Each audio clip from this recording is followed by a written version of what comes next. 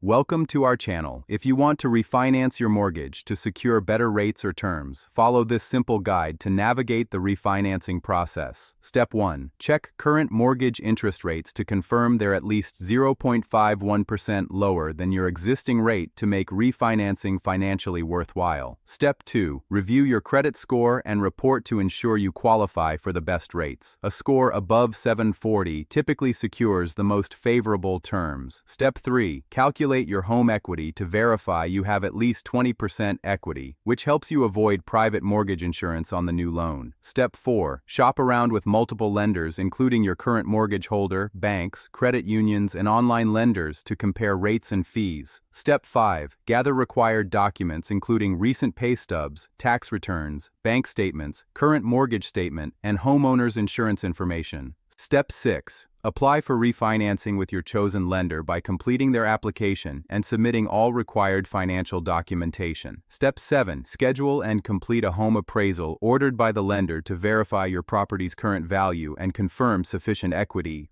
Step 8. Review the loan estimate and closing disclosure carefully, then sign final documents at closing. Your new loan pays off the old mortgage automatically. Don't forget to like this video and subscribe to our channel.